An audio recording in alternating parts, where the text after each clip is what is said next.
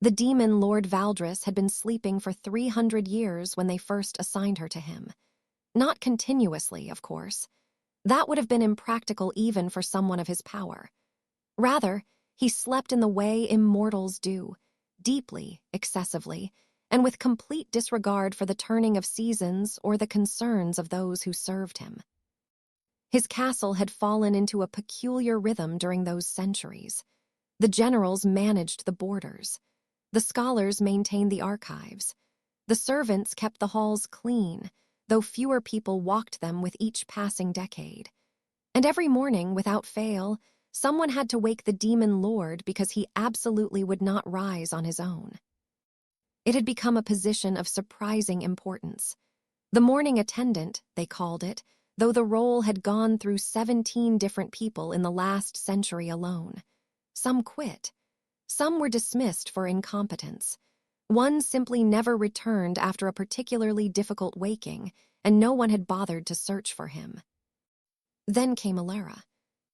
She arrived on a Tuesday, which Valdris noted only because he'd been dreaming of Tuesdays.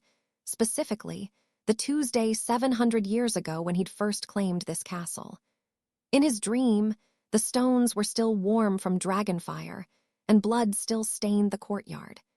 He was younger then, angrier, filled with the burning certainty that power alone could reshape the world.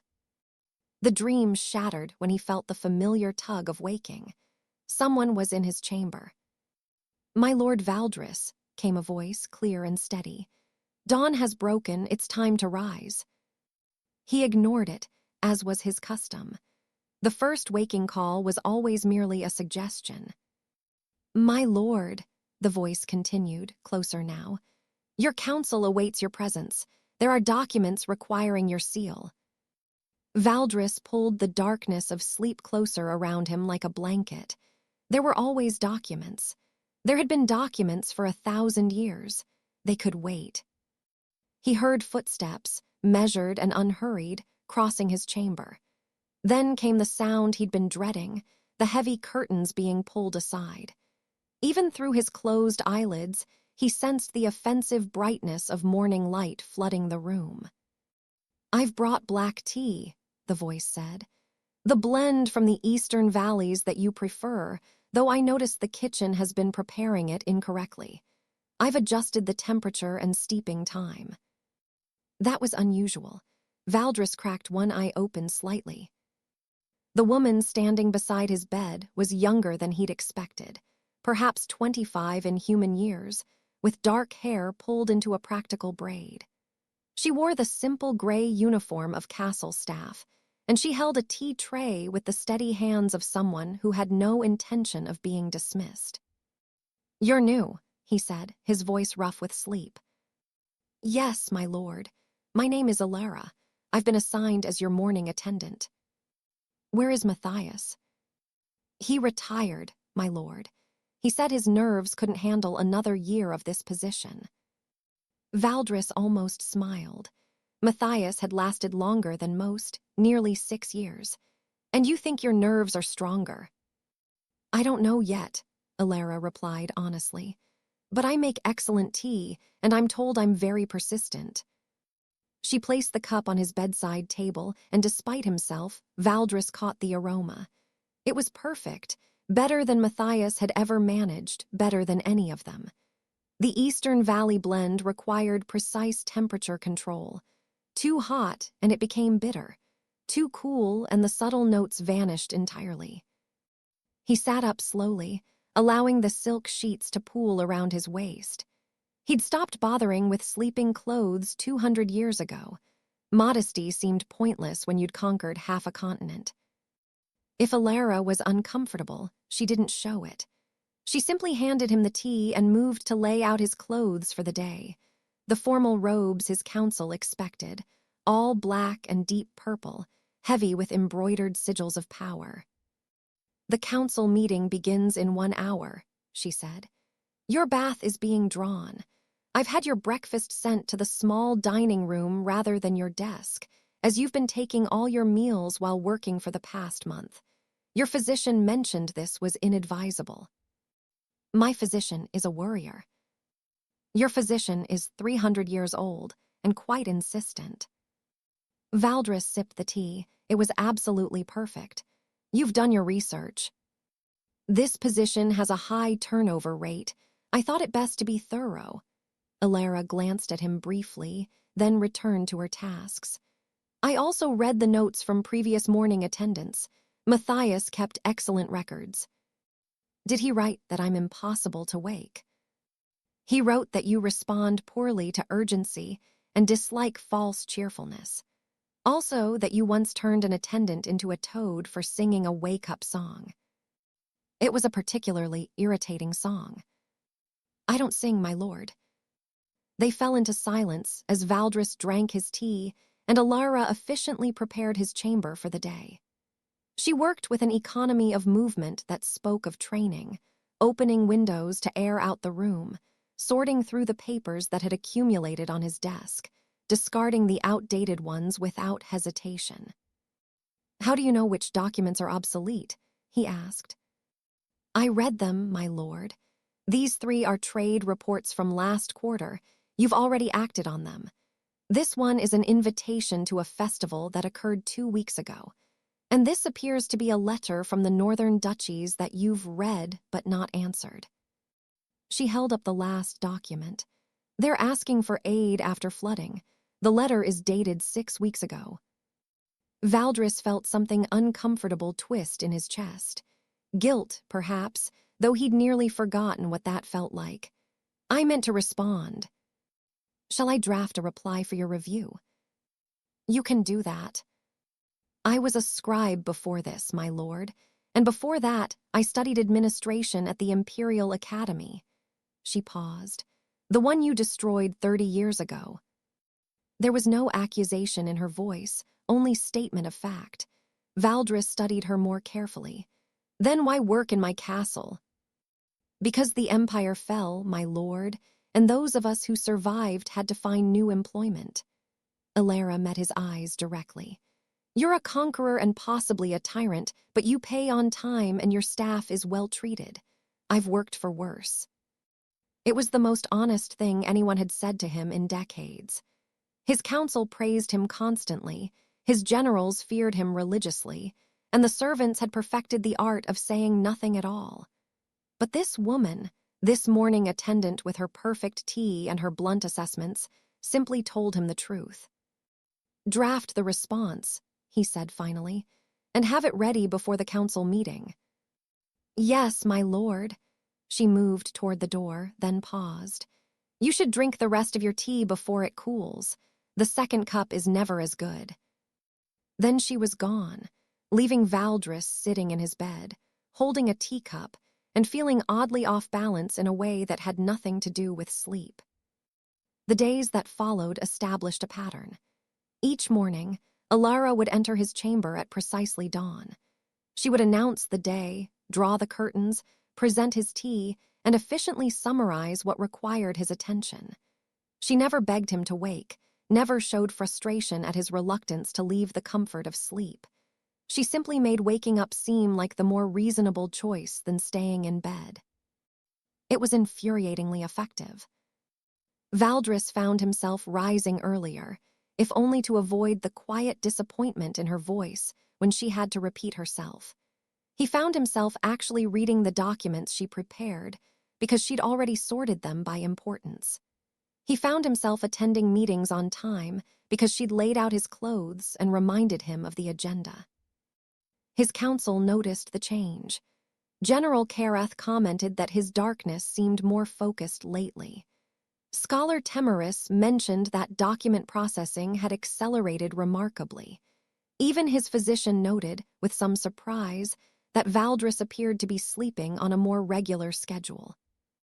But none of them knew about the tea, perfect every morning.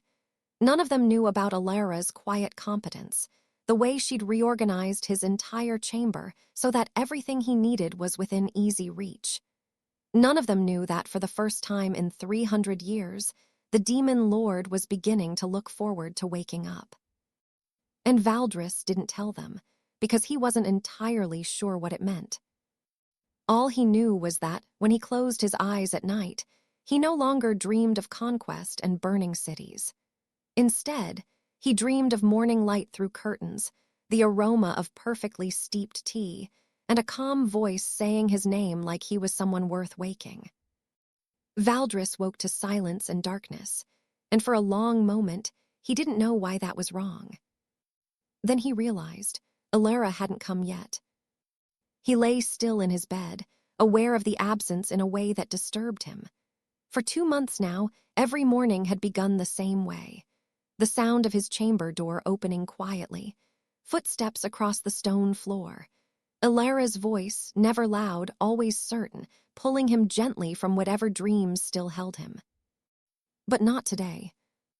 The darkness in his room was still complete, which meant dawn hadn't broken. Or had it? Valdris had spent so many centuries sleeping through daybreak that he'd lost his instinct for it. He reached out with his senses, that demonic awareness that let him feel the pulse of his castle and the lands beyond. Dawn was coming, soon, perhaps 20 minutes away. He'd woken before Elara arrived. The realization settled over him with strange weight. When was the last time he'd woken on his own? 100 years ago, 200. He'd built his entire existence around sleep, around the escape it offered from the endless tedium of immortality. Conquest had thrilled him once, but after the first few centuries, even war became routine. So he'd slept and let the world turn without him. But now, lying in the darkness, Valdris found he didn't want to return to sleep. He was simply awake. He rose from bed and moved to the window. His chamber sat in the highest tower of the castle, offering a view of the mountains to the east. The sky there was just beginning to lighten, deep black fading to the barest hint of gray. Stars still burned overhead, though their light was weakening. How long since he'd watched a sunrise? The answer came to him immediately: 943 years. He'd been on a battlefield, standing among the ruins of a kingdom he'd just destroyed, and he'd watched the sun rise over the corpses and thought with perfect clarity that he was tired. So very tired. He'd returned to his castle and slept for a month. A soft knock at the door pulled him from the memory. "My lord," Elara's voice slightly uncertain, "are you awake?" Valdris hesitated. Some instinct told him that if he answered, something would change. The careful routine they'd built would shift into something else, something he couldn't predict. He answered anyway. "Come in." The door opened. Elara entered, carrying the tea tray as always, but she stopped when she saw him standing by the window, already dressed in the simple black shirt and trousers he wore when no formal occasions demanded otherwise. "You're awake," she said, and he heard genuine surprise in her voice. "I appear to be." "I see." She set the tea tray on the table near the window. Her movements were slightly less certain than usual, as if he'd disrupted a dance she'd carefully choreographed. "I've brought your tea regardless." "Good." They stood in awkward silence for a moment. The routine called for him to be in bed, resistant to waking, while she efficiently prepared his day. But he was already awake, already dressed, and neither of them seemed to know what came next. "The sunrise is nearly here," Valdris said finally, gesturing to the window. "I thought I might watch it." "When did you last see one?" "Before you were born. Before your grandmother was born, most likely." Elara moved to stand beside him at the window, maintaining a respectful distance. "Why did you stop?" It was a bold question, possibly too bold, but Valdris had come to appreciate her directness. "Because I've seen 10,000 sunrises. After a while, they all look the same." "And yet you're watching this one." "Yes." The sky continued its slow transformation. Gray shifted to pearl, then to the palest blue. The mountain peaks emerged from shadow, their snow-covered summits catching the light first, turning pink and gold. "It's beautiful," Elara said quietly. "Is it?" "You don't think so?" Valdris considered the question seriously. I think I've forgotten how to see it. Beauty requires attention, presence. When you've lived as long as I have, it's easier to stop paying attention. That sounds lonely. It was such a simple observation, delivered without pity or judgment, and it struck something deep in Valdris's chest. Lonely? Yes, that was exactly what it was. Why did you really take this position? He asked, still watching the growing light.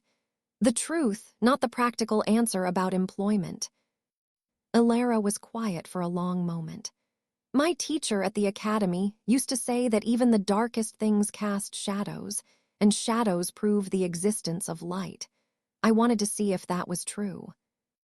And I'm still deciding.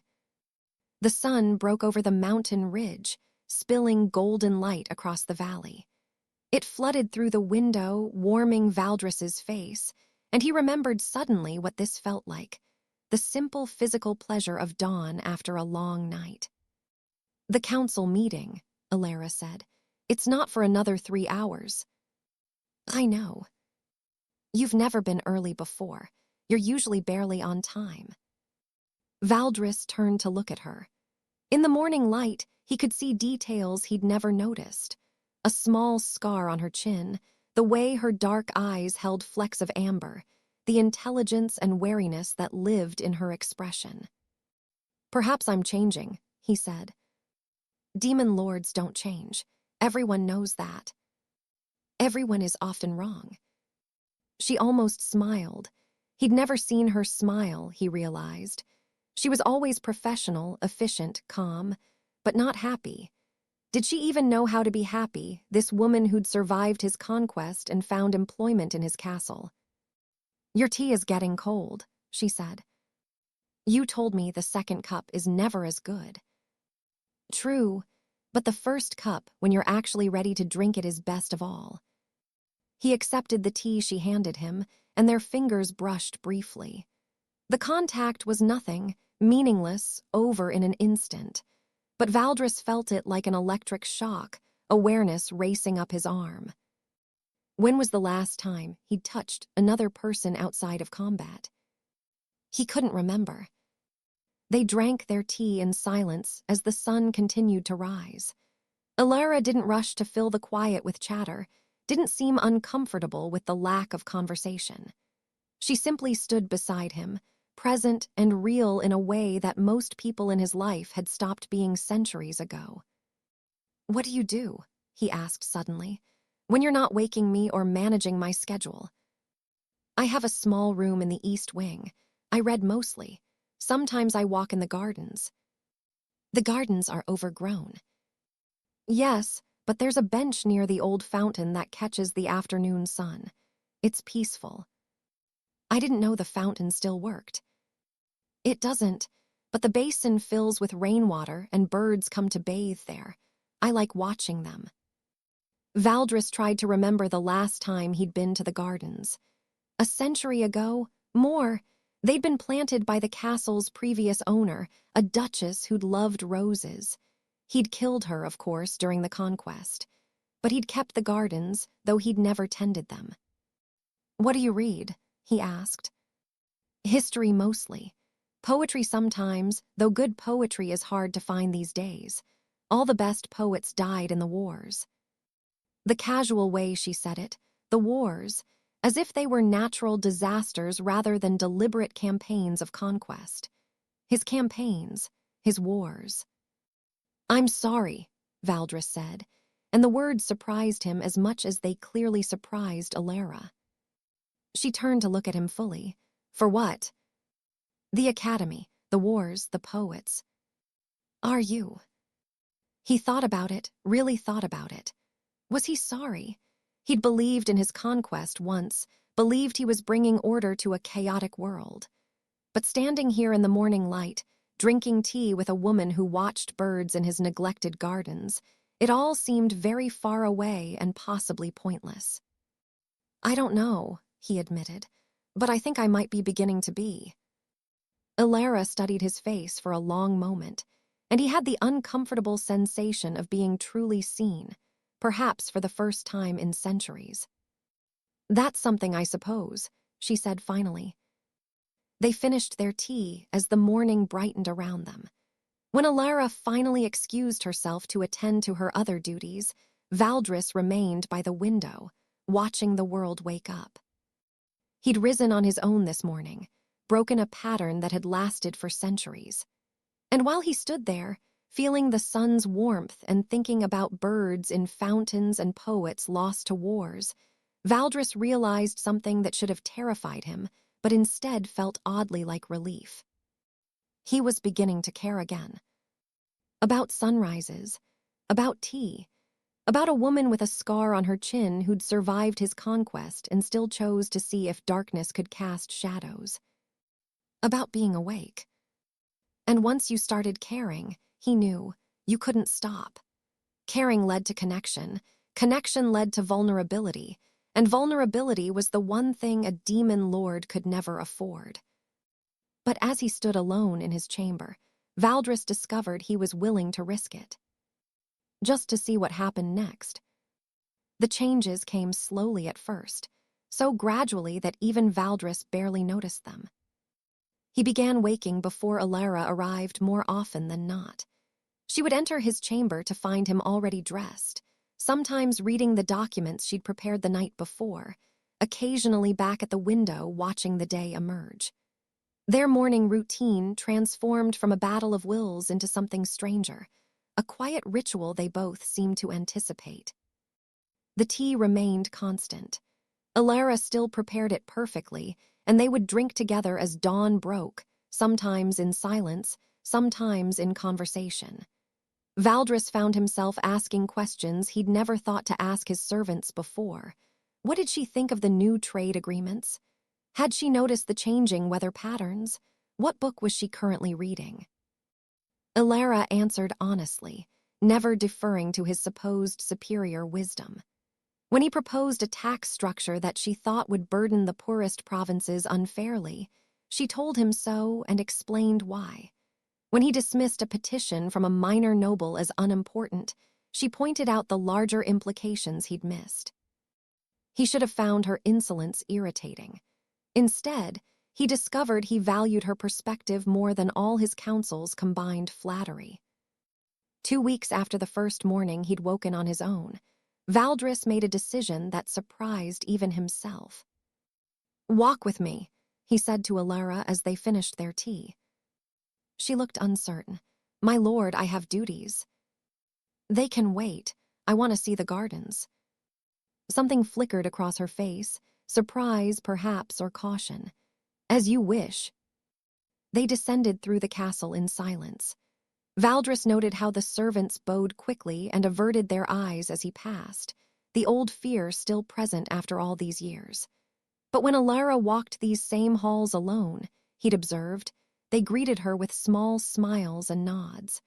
She'd become part of the castle's ecosystem in a way he never had, despite owning every stone. The gardens were indeed overgrown, even more than he'd imagined. What had once been carefully manicured paths were now barely visible beneath creeping vines.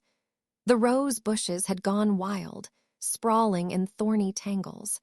But there was a strange beauty to the neglect, nature reclaiming what human hands had shaped.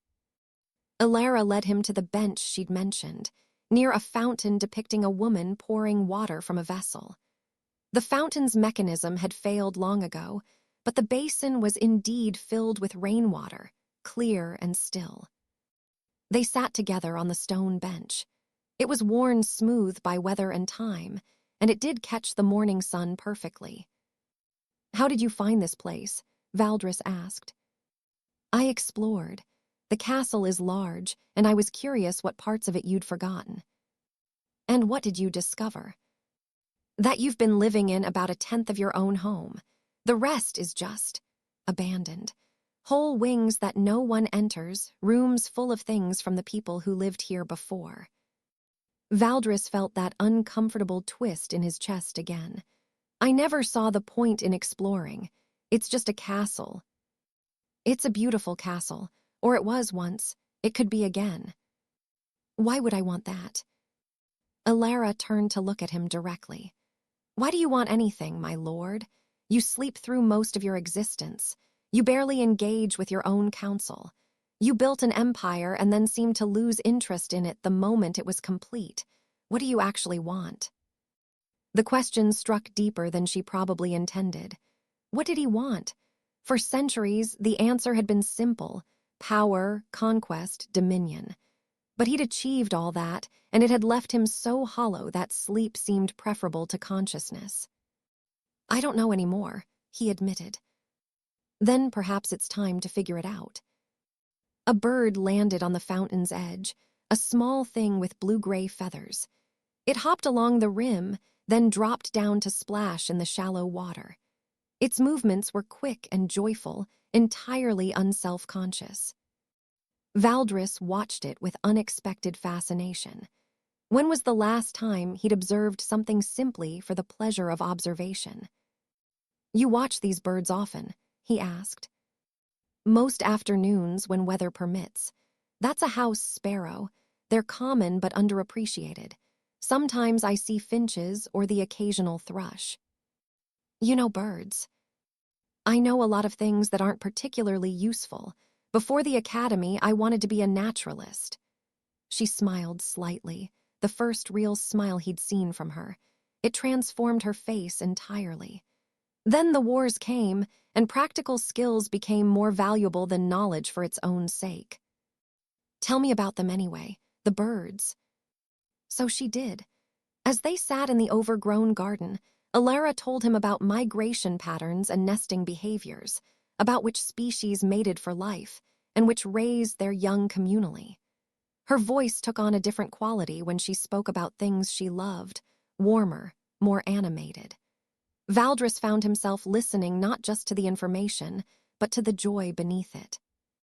When had someone last spoken to him with joy?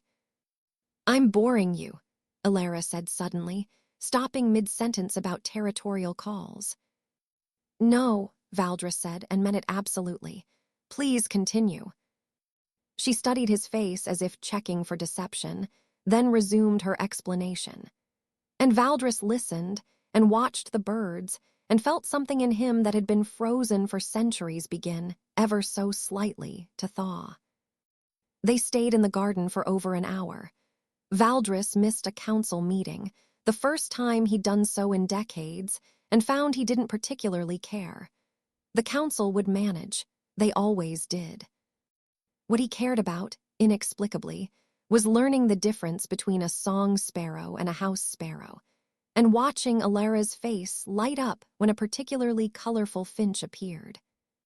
When they finally returned to the castle, Valdris made another impulsive decision. I want to restore the gardens, he announced. Elara stopped walking. My lord. You said the castle could be beautiful again. You're right. Start with the gardens, hire whoever you need, fix the fountain. Clear the paths but keep the wild roses, I like them. This will be expensive. I have wealth I haven't bothered to count in 2 centuries. Use it. Why? Elara asked, her eyes searching his face. Because you love birds, Valdris thought but didn't say. Because I want to see you smile again. Because I'm tired of living in a monument to my own conquest. Because it's time, he said instead. Over the following weeks, the gardens began their transformation. Elara hired local workers, carefully selected, she told him, for skill and need. Many were refugees from his old campaigns, people who'd lost homes and livelihoods to his conquests. They worked warily at first, as if expecting cruelty, but Elara paid them fairly and treated them with respect, and gradually the fear in their eyes diminished. Valdris watched the progress from his tower window each morning. He watched it again in the afternoons, when he began taking walks through the grounds, observing the restoration. Sometimes Elara accompanied him, pointing out what they'd discovered, ancient flower beds being uncovered, a sundial that still kept perfect time, a small shrine to a goddess whose name had been forgotten. The workers grew accustomed to his presence. They no longer fled when he approached. Some even nodded in greeting, though they never quite met his eyes. They're afraid of you, Elara observed one afternoon. I know. Does that bother you? It didn't use to. They were walking a newly cleared path, bordered by rose bushes that had been carefully pruned back to health. The evening air was cool and smelled of earth and growing things. And now, Elara pressed. Valdris stopped walking. Around them, the garden hummed with the quiet sounds of life, insects, birds settling for the evening, wind through leaves. Life he'd ignored for centuries. Now I think about the things I've done, he said quietly. The kingdoms burned, the lives ended or ruined. I did it all for power, for dominion. I thought I was bringing order. But standing here, watching people rebuild something I allowed to decay, I wonder if I was just destroying for the sake of destruction. That's a dangerous thing for a demon lord to wonder. Yes. Elara was quiet for a moment, and when she spoke again, her voice was softer. My parents died in the siege of Thornhaven. I was 16. The academy took me in as a refugee student. Valdris felt the words like a blade. I led that siege. I know. And yet you work for me. You wake me every morning. You drink tea with me and teach me about birds and organize my restoration projects. Why? Elara looked up at him, and in the fading light, her eyes were dark and fathomless. Because hatred is exhausting, and I was tired of carrying it. Because revenge wouldn't bring them back. And because, she hesitated, because I began to wonder if even a demon lord might be capable of change, and I wanted to see if I was right. Am I changing? You woke up this morning before I arrived. You've woken up on your own every day for 3 weeks. You're restoring gardens and asking questions and actually looking at the world around you. So yes, my lord, I think you are. Something passed between them in that moment, something Valdris had no name for. It was weightier than gratitude, more complex than friendship. It felt like recognition, two people seeing each other clearly, without illusion or pretense. Thank you, he said finally. For what? For being stubborn enough to take this position, for making perfect tea, for showing me the birds. This time when Elara smiled, it reached her eyes. You're welcome. They walked back to the castle as evening deepened into night. And if they walked slightly closer together than propriety strictly required, neither of them mentioned it. That night, Valdris dreamed of gardens in full bloom and a woman with dark eyes teaching him the names of birds. When he woke the next morning, before Elara arrived, as had become his habit, he realized something that should have terrified him. He was happy. Not the fierce, burning satisfaction of conquest, not the grim contentment of power secured, but simple, quiet happiness. The kind that came from anticipating morning tea and afternoon walks and learning about the world as if seeing it for the first time. The kind that came from no longer being alone. When Elara arrived with his tea, he was already at the window, watching the sunrise paint the mountains gold. Good morning, my lord, she said, the routine greeting that had started all of this. Good morning, Elara, he replied, using her name deliberately, treasuring the small surprise on her face. They drank their tea together as the day began, and Valdris thought that perhaps, after 1,000 years of darkness, he was finally learning what it meant to wake up. Spring came to the castle for the first time in anyone's memory. Not just the season, spring had always come, indifferent to demonic rule, but the awareness of it. Blossoms appeared on the restored rose bushes. The fountain ran again, its gentle splash a constant music in the gardens. Birds nested in the eaves and trees, their songs echoing through halls that had been silent for centuries. And Valdris noticed all of it. He had reorganized his entire existence around being awake. The council meetings, which he'd once attended as a tedious duty, became opportunities to actually govern. He read every petition, considered every proposal. His decisions grew more thoughtful, less arbitrary. The courtiers whispered about the change, uncertain whether to be hopeful or afraid. General Karath was more direct. "You're different," he said one afternoon, catching Valdris in the map room. "Softer." "Is that a problem?" Valdris asked, not looking up from the agricultural reports he was reviewing. "That depends. Are you still the demon lord who conquered the continent?" Valdris set down the reports and finally met Karath's eyes. The general was old, not by demonic standards, but by human ones. He'd served for 40 years, had fought in half a dozen campaigns, had stood witness to countless demonstrations of Valdris's power. "I don't know what I am anymore," Valdris admitted. "Does that frighten you?" "Honestly, a bit. We've built our entire structure around your strength. If you're changing." "The structure must change with me." Valdris returned to the reports. "Look at these numbers. The eastern provinces are still struggling to recover from the wars. We've been taxing them at the same rate as the prosperous western territories. It's unsustainable and unjust." "You never cared about justice before." "No, I cared about order. But I'm beginning to understand that true order requires justice, or it's just tyranny wearing a prettier name." Karath was silent for a long moment. Then, surprisingly, he smiled. "The morning attendant did this, didn't she?"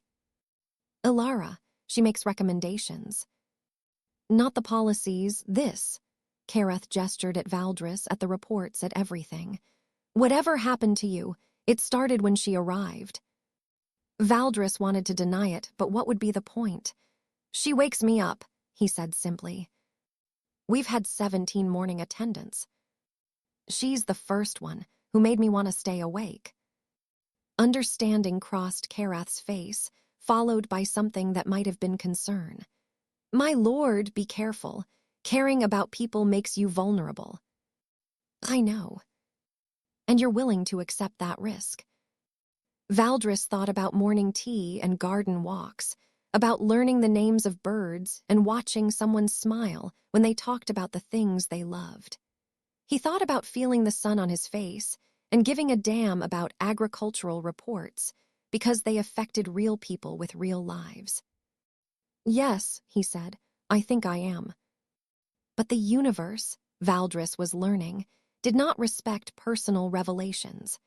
3 days later, a messenger arrived from the Northern Territories with news that shattered the peaceful spring like a stone through glass.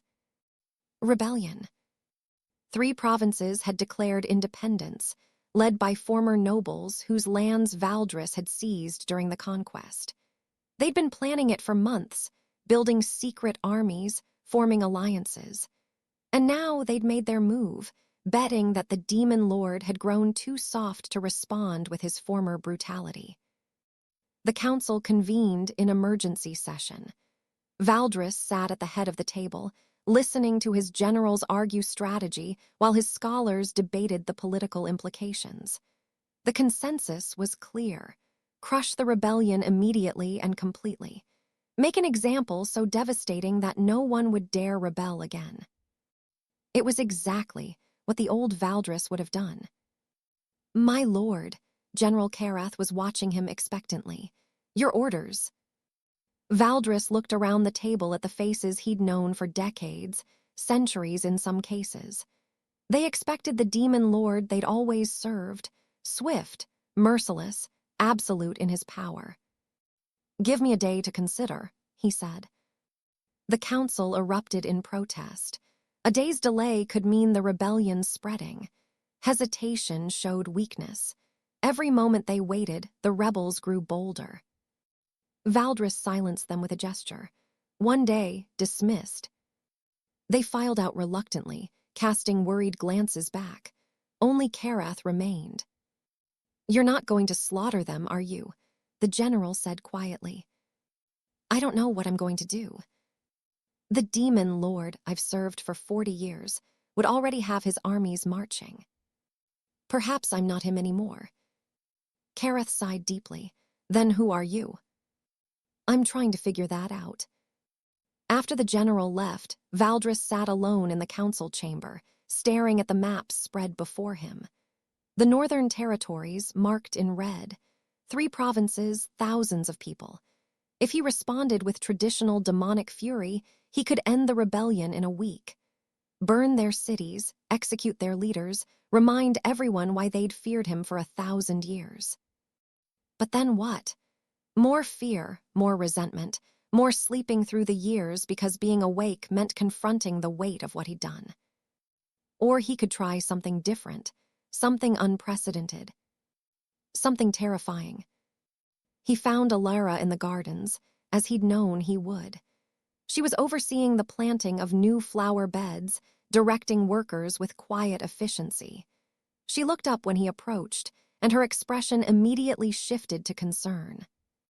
"You've heard about the rebellion," she said. "The whole castle has heard by now. What will you do?" Instead of answering, Valdris gestured to the workers. "Can you give us a moment?" The workers quickly made themselves scarce. Elara stood, brushing dirt from her hands, waiting. "If I were the demon lord I was a year ago," Valdris said slowly, "I would destroy them, completely, thoroughly, without mercy. And now? Now I'm thinking about these gardens, about how you hired people I'd once destroyed to rebuild something beautiful, about how you told me that even hatred is exhausting." Elara moved closer to him, lowering her voice. "What are you considering?" "Negotiation, understanding their grievances, perhaps even granting some of their demands. Your council will call it weakness." "I know." "The other territories might see it as an opportunity to rebel as well." "I know that too." "Then why consider it?" Valdris looked at her fully, this woman who'd entered his chamber 5 months ago to wake a sleeping demon and had somehow changed everything. "Because you asked me what I wanted, and I finally have an answer. I want to build something instead of destroying it. I want to be awake for a reason that matters. I want." He hesitated, then said the words that had been building in him for weeks. "I want to deserve the way you look at me when we watch the birds." Elara drew in a sharp breath. "My lord." "Valdris, my name is Valdris. I'd like you to use it." "That wouldn't be appropriate." "Nothing about this is appropriate. You're a refugee from my conquest, assigned to wake a demon lord who'd been sleeping through his own existence. And somehow you've made me want to be a better being, person. I don't even know what I am anymore, Elara, but whatever I am, you make me want to be better." For a long moment, she simply looked at him. He saw the conflict in her eyes, the weight of her losses fighting against whatever had grown between them over morning tea and garden walks. "I can't tell you what to do about the rebellion," she said finally. "That's not my place." "I'm not asking for orders. I'm asking for your honesty. What do you think I should do?" "I think," Elara chose her words carefully, "I think that power is easiest to see when it's used to destroy. But true strength is using that same power to build, to heal, to transform. If you could end this rebellion without slaughter, you'd prove something important. That a demon lord can change. That anyone can change, even someone who's committed terrible acts, even someone who's slept for 300 years because facing the world was too painful." She met his eyes. "If you can change, Valdris, then maybe there's hope for all of us." Hearing his name from her lips felt like absolution and accusation all at once. "What if I fail?" he asked quietly. "What if negotiation doesn't work and I have to respond with force anyway?" "Then at least you'll have tried, and that will still mean something." Valdris nodded slowly, decision crystallizing in him. "I'll need your help." "My help?" "You studied at the Imperial Academy. You understand administration, diplomacy. Come with me to the Northern Territories. Help me find a way to end this without more death." "The Council will never accept." "The Council serves me, and I'm choosing to do this differently." He paused. "Unless you'd rather not, I have no right to ask this of you." Elara looked around at the gardens they'd restored together, the evidence that beautiful things could be reclaimed from neglect. Then she looked back at him, and something in her expression had shifted, opened. "I'll help you," she said, "on one condition." "Name it." "When this is over, whether it succeeds or fails, you tell me the truth about something."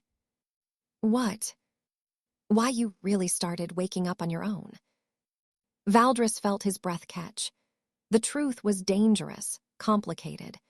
The truth was that he'd started waking up because some part of him wanted to see her, to hear her voice, to exist in the same moment she existed. The truth was that somewhere between perfect tea and bird watching, he'd developed feelings that demon lords were not supposed to have. "Agreed," he said. They traveled north 3 days later, accompanied by a small escort rather than an army. The council had argued vehemently against it. The demon lord traveling into rebel territory with minimal protection was madness. But Valdris was done with shows of overwhelming force. The rebel leaders agreed to meet in a neutral town, a market hub that had survived the wars relatively intact. They arrived with their own guards, hands hovering near weapons, eyes full of suspicion and old hatred. The negotiations were difficult. The rebels had real grievances, lands seized without compensation, taxes that crushed their economies, laws imposed without their input. For decades, they'd been ruled by fear and distant decree. Valdris listened to their complaints without interruption. The old him would have been bored, irritated, would have already decided their fates. But he forced himself to truly hear them, to see the people behind the grievances. Elara was invaluable. When discussions grew heated, she found common ground. When Valdris's natural authority became threatening, she softened it with practical suggestions. She drafted agreements, found compromises, reminded everyone that they were trying to build peace, not win arguments. It took 2 weeks of tense discussion, but gradually a framework emerged. The provinces would remain part of his territories, but with significantly more autonomy. Local councils would have real power. Taxes would be restructured fairly.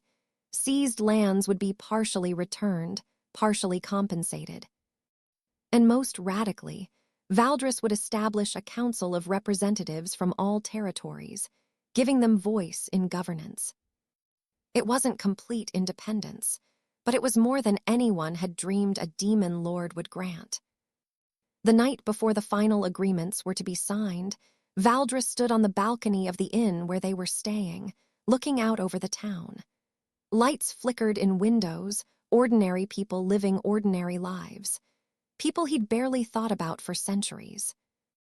Elara joined him, wrapping a shawl around her shoulders against the cool evening air. "You did it," she said quietly. "We did it. I couldn't have managed this without you. You gave up a lot of power today." "Did I? Or did I just stop pretending I wanted to micromanage every detail of an empire? Let them govern themselves. As long as there's peace and basic justice, why should I care how they organize their local markets?" Elara smiled. "You sound almost reasonable." "Terrifying, isn't it?" They stood in comfortable silence for a moment. Then Elara said, "You upheld your end of our agreement. The negotiations are finished." "I did." "So now you owe me the truth. Why did you really start waking up on your own?" Valdris had known this moment was coming, had prepared various responses. But standing here in the cool evening air with Elara beside him, all his careful words vanished. "Because sleeping was how I hid from the world," he said quietly. "From the weight of what I'd done, from the emptiness of what I'd become. But then you arrived, and suddenly there was a reason to be awake.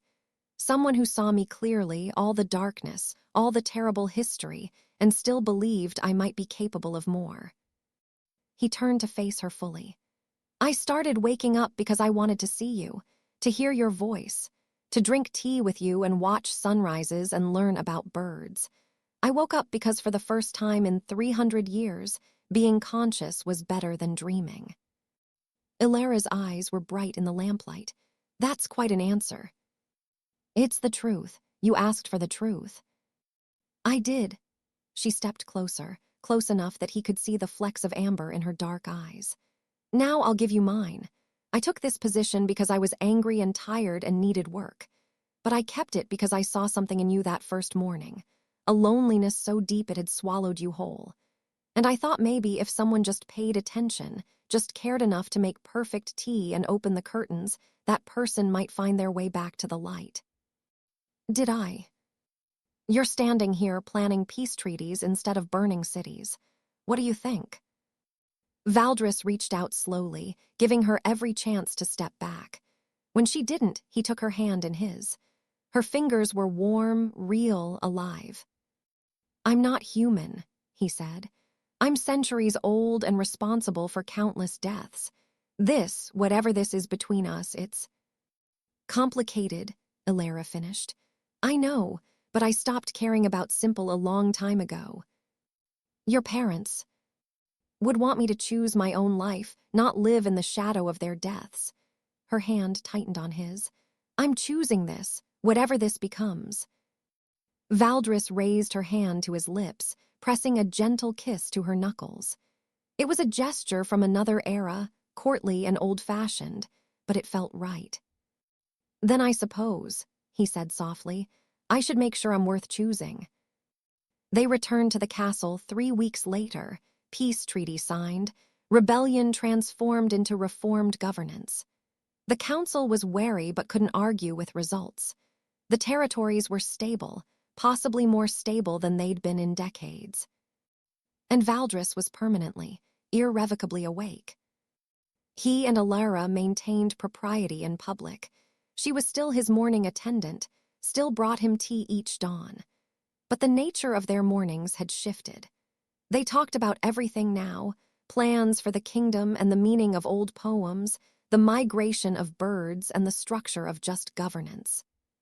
Somewhere in those conversations, demon lord and morning attendant became simply Valdris and Elara, two people trying to build something better from the ruins of the past. 6 months after the northern negotiations, Valdris made another unprecedented decision. He offered Elara a position on his newly formed Council of Representatives, arguing that her administrative skills and understanding of multiple territories made her invaluable. She accepted on one condition: she would still wake him every morning. I thought you preferred being awake now, she said when he questioned this. I do, but I like the ritual. I like knowing you'll be the first person I see each day. Then I'll keep bringing your tea, but you're making it sometimes. My technique isn't that complicated. The gardens flourished. The council actually debated rather than just agreeing with him. The territories began, cautiously, to heal. And every morning, Valdris woke before Elara arrived, but waited for her anyway. Because waking up was better when there was someone to wake up with. One spring morning, a year after the Northern Rebellion, Elara arrived with tea to find Valdris already at their usual spot by the window. The sun was just beginning to rise, painting the sky in shades of pink and gold. Good morning, she said, the same greeting that had started everything.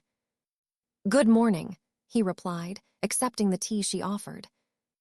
They drank in comfortable silence as the sunrise unfolded. Then Elara said, Do you ever miss it, the way things were before? When I slept through centuries and ruled through fear. Yes. Valdris considered the question seriously. Sometimes I miss the simplicity of it. Power without responsibility, existence without engagement. It was easier. But this is better. Being awake is better. Being changed is better. Being with you is better. Elara leaned her head against his shoulder, a gesture that had become familiar over the months. Good answer. I've had an excellent teacher. They watched the sun climb higher, bringing light to the restored gardens below, to the kingdom slowly finding its way toward something resembling peace. And Valdris thought about all the mornings ahead, all the times he would wake to find Elara there with perfect tea and quiet wisdom, all the days he would actually live instead of sleep through. The demon lord who had conquered a continent and then tried to hide from it in endless sleep was gone. In his place was someone smaller, perhaps, but infinitely more real. Someone who understood that true strength wasn't in domination, but in the choice to wake up each day and try to be better than he'd been before.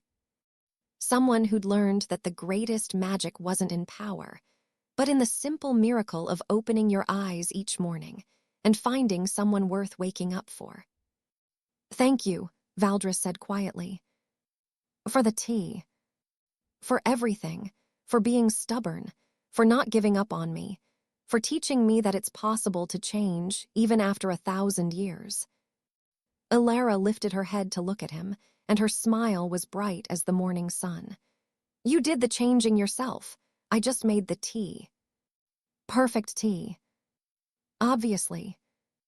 They laughed together as the day began, two people who'd found each other across centuries of darkness, who'd chosen light and waking and the complicated beauty of being alive. And somewhere in the garden below, birds sang their morning songs, completely unaware that they'd helped save a demon lord's soul. But then, that's the thing about small miracles. They happen quietly, in gardens and over teacups, in the moment when someone decides that sleeping through life is no longer enough. They happen when you finally, truly wake up,